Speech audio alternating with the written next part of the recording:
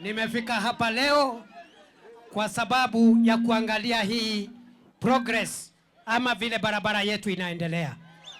Mimi na rais tulikuja hapa Njukini, tukakuja pale Rombo, tukakuja pale Ilasit, tukaambiwa na wananchi wa sehemu hii ya Taita Taveta na Kajiado ya kwamba iko barabara hapa kilomita 60 imeumiza wananchi siku mingi, na hii barabara ya kilomita 60 wananchi wa Taita Taveta na Kajiado wameiomba kwa zaidi ya miaka 30.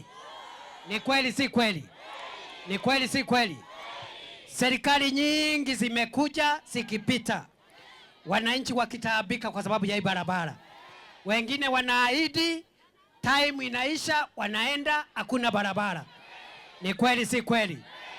Na kwa sababu ya matatizo ya hii barabara, wakulima wengi wamepoteza mazao yao ya shamba kwa sababu ya barabara mbovu. Kukinyesha hawawezi fika sokoni, na hii ni area iko na rotuba kubwa sana, lakini wananchi wamekuwa maskini kwa sababu mazao yao yanaharibika kwa sababu ya barabara mbovu. Wakati tulifika hapa tukiongozwa na rais wetu, tukakuja hapa tukasema, Mungu akitusaidia, mkitupigia kura, tutajenga hii barabara. Ni kweli si kweli? Ni kweli si kweli? Si tuliahidi hii barabara tukiongozwa na Rais William Ruto pale Njukini, pale Rombo, pale Ilasit? Tuliahidi hatukuahidi? Tuliahidi hatukuahidi?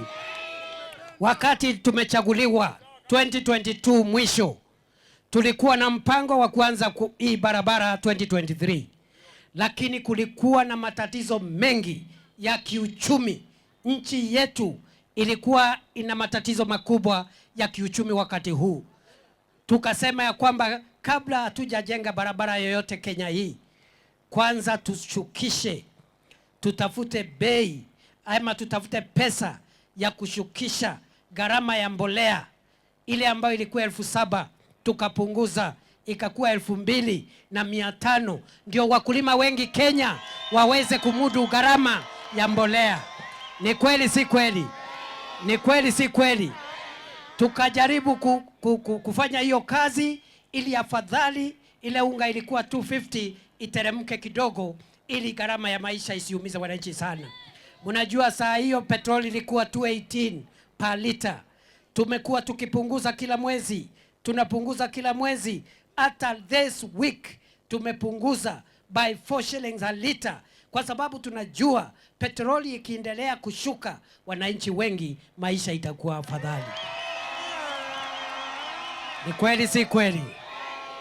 Wakati uchumi umeanza kuonyesha dalili ya kudhibitika, sasa tumetafuta pesa ya kutosha ya kujenga barabara.